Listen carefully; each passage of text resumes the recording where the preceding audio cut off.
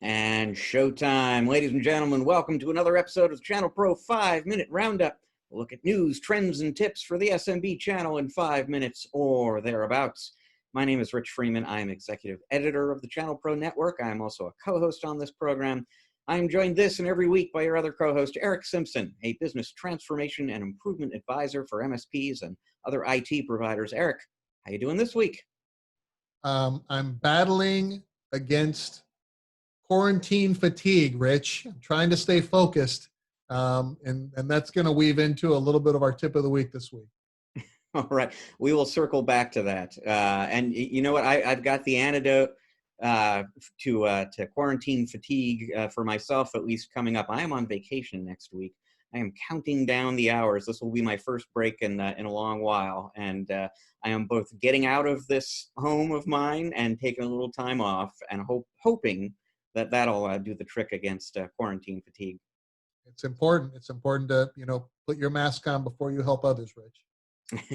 Indeed. All right, well, let's dive into our story of the week here. So as a lot of folks watching right now know, CompTIA held its annual ChannelCon event this week.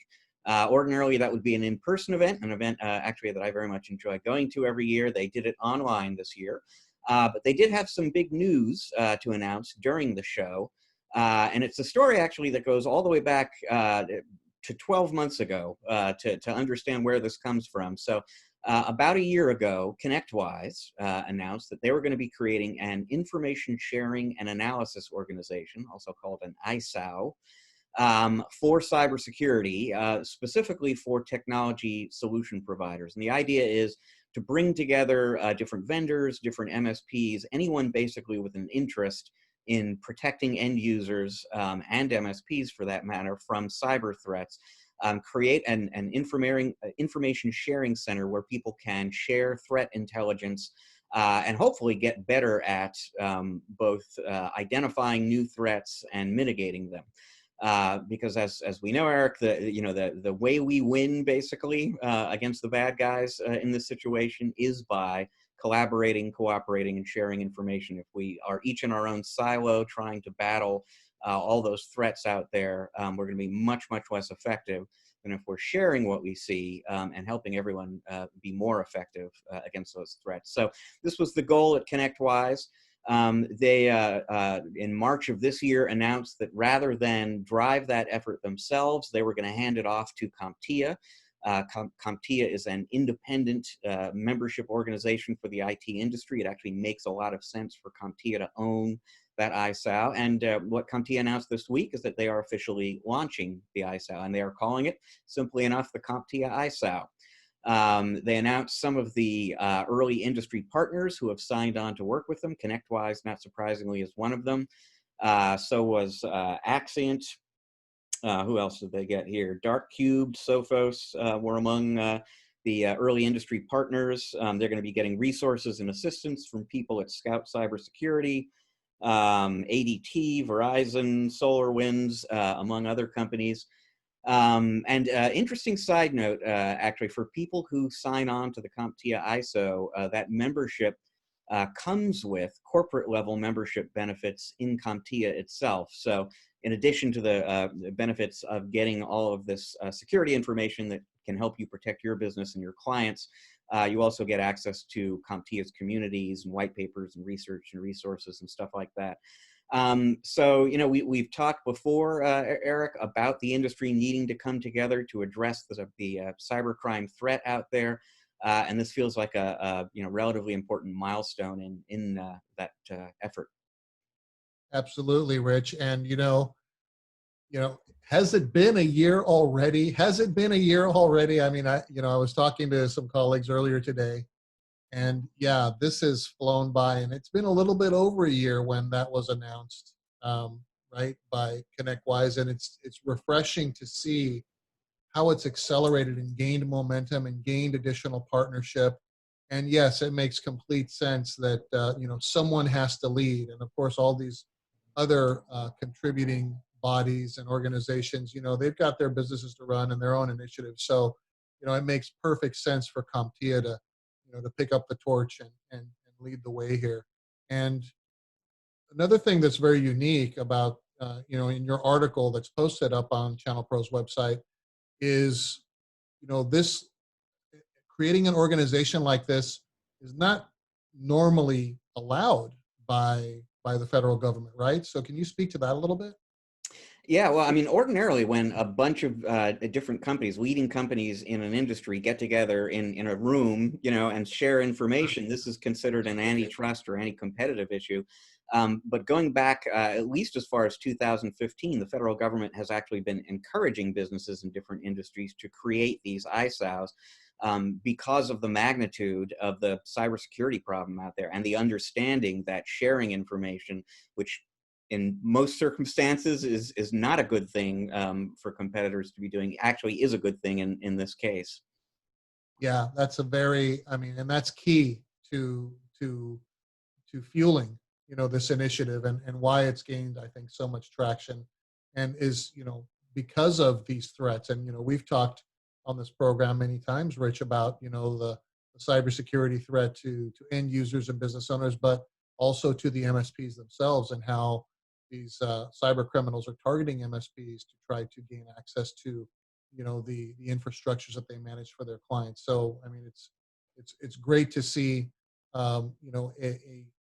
a group of like-minded individuals participate together for the greater good of the industry. It's really inspiring.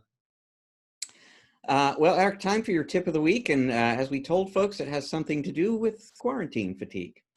Quarantine fatigue. Doesn't that sound interesting? I recently heard quarantine 15, which alludes to how many pounds we've all gained because of the quarantine. But quarantine fatigue, I've gone through my own personal kind of ups and downs a little bit, like, feeling a little bit down. It's like, oh, when is it going to be over? And I myself even took a week off a couple of weeks ago, Rich, to try to find my center. And as I'm working with the partners and the clients that I work with, I'm starting to identify some of these symptoms of quarantine fatigue. And they tend, to me, the first thing that I look at is, are we maintaining a high level of transparency from a performance and an accountability perspective? And in the very beginning of this new normal that we're in, we were giving folks advice about, okay, how to manage your teams remotely, how to ensure that your systems and platforms are set up so that you can perform good oversight, good dispatch, make sure your teams are highly utilized and realized, and running reports and communicating with clients and all this stuff. And recently I'm getting the feeling that the fatigue is setting in as I'm speaking to partners about, hey, what happened to this week's performance report? I didn't see it. Well, yeah, I'll get it to you, kind of a thing. So I just want to reinforce that, we may not even be in the middle of this marathon yet. We don't know how long it's going to go on, and just the importance of maintaining that high level of accountability and mentorship, and helping our teams stay focused on doing the thing that only they can do, is provide this excellent service to our clients, and making sure that they are booking all of their time, making sure that we are evaluating performance from our platforms, and making sure that we're reviewing timesheets and we're hitting our SLAs and things like that. I'm getting a little bit of a sense that some of us may be just getting fatigued enough to maybe take the foot off the gas a little bit, and this is not the time to do it. We certainly don't want our clients to perceive a dip in performance or dip in communication, a dip in transparency in terms of reports and those strategic Zoom and team calls that we're having now that we've been promoting, right? So now's not the time to take your foot off. I mean, if you have to take some time to recharge, do as Rich and I have done and are doing. Take some time away from the business, but maintain a high level of oversight, mentorship, and leadership for your internal teams, and that close communication to increase customer satisfaction with your clients. And yeah, I mean, in some ways, Eric, there is nothing business as usual about the way we're doing business today. But in other ways, we absolutely need to be maintaining a business as usual kind of approach for all the reasons that you just outlined there. We're going to be operating this way for some extended period of time. We don't even know how long that is. You know, if you're feeling some of that quarantine fatigue personally, it's a sure thing that your employees are as well.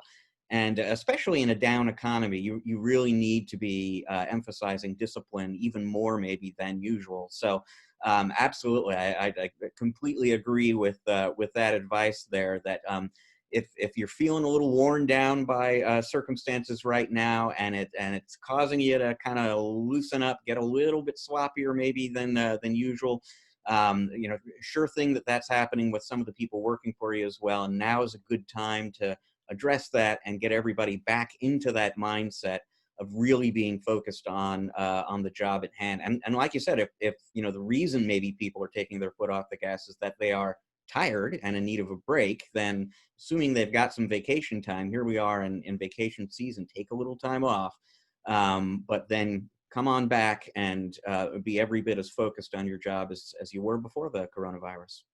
Absolutely, Rich. And I'm a fan of, you know, I know that your teams have put in above and beyond, you know, during this time. I mean, I hear the stories. I talk with partners all the time, and I know that the teams are going above and beyond the call of duty. So I'm okay with giving guys, you know, some time. You know, take next Wednesday off, man. Just take the day off. We'll cover, recharge, regroup. If you're the leader and your performance is now being impaired by this quarantine fatigue, you need time off. It's better for you to take yourself out of the equation to get the time you need to, you know, get your head on straight, take a breather, come back, recharge, because your team, you know, they key off of you, right? We go as the leader goes. So, you know, if your performance begins to be a little bit more lackadaisical, or you're not quite on top of things as you know you should be, guess what? Sometimes, you know, that permeates subconsciously through the organization, and people then begin to, oh, you know, Eric seems to be loosening up a little bit. Maybe I'll take my foot off the gas a little bit too, right? So again, this is more about the health and well-being of yourself and your team. And, you know, hey, thank them by giving them a little bit of extra time off when you can spare it. And then be very, very focused about why you're doing so and what you expect when they return, right? So set that expectation. And again, it's one of those things where, you know, it's a tough racket, but, you know, we've got to stay the course and not and not take our foot off the gas, or be seen as, you know, well, things are a little bit slow, we're going to be slow too. No, there's lots of things to do when you're slow. Let's start delegating. Let's start getting that priority list out and giving folks stuff to do if you're a little bit, you know, slow because of your clients, you know, maybe not being at full capacity yet or not. But there's always things to do. Take, you know, be healthy, take care of yourself and your team, and come in with the right frame of mind every day, and you know, leave it all on the field every day. And that's you know, again, it's too easy right now to be fatigued and to say, it's okay for me to kind of slow down a little bit. But again, you know, check yourself on that. And you know, that's this tip of the week is just about, you know, you've got a job to do. Your clients expect a high level of performance from you. Guess what? Your team can detect it when you're slipping. So can your clients. Good tip, Eric. Good tip this week. And it leaves us with time for just one more story, which comes to us from the UK. Now, I will say up front, I am a big believer that, you know, we all need to be wearing our face masks out in public. This is how we protect one another, you know, keep ourselves from spreading the virus. But, you know, there are some people who disagree, or are not happy about wearing masks. And one of them from London, I'll give him some style points for expressing his dissatisfaction with a face mask mandate that went into effect in the UK recently. There we are. Froze a little bit there, folks, but we've got our video back here. Yeah, so style points for this unhappy face mask wearer in the UK. He was photographed walking down the street in central London wearing a face mask, but not on his face. And I'll just leave it to your imagination. He was not wearing a stitch of clothing. He was wearing a face mask. It was not on his face. And, you know, apparently when you're writing this kind of legislation, it's important that you specify where the face mask must be worn. to comply with the mandate, because I'm presuming this guy actually was in compliance with the Yeah. law, Eric. Yeah, according to what I've read, he is in compliance with the law, but I don't believe that, you know, and there's just no proper way to say this to illustrate it for our viewers. But let's just say that, certain parts of your body should be covered by more than simply a face All right. Well, folks, thank you very much for watching. That is our show for this week. If you like the show, you'd like to keep up on episodes in the future, take a look at some episodes maybe you missed in the past. Best thing to do is go to the ChannelPro Network channel on YouTube and subscribe there. Make sure you take an extra second or two to click that little bell icon if you want to get notified when the new episodes go up. To read more about the CompTIA ISAO, get all sorts of new information about what's happening in the industry, business growth tips, please go to channelpronetwork.com every day, because we have got great new content for you there every day. To learn more about Eric and the work that he does with his clients, visit ericksimpson.com. That is ERICK Simpson.com. Actually, we will not have a show for you next week. I'm on vacation next week, but after that, we will come on back to you with another episode of the 5-Minute Roundup. Until then, folks, please enjoy the rest of your week. Eric and I are enjoying the rest of your week already.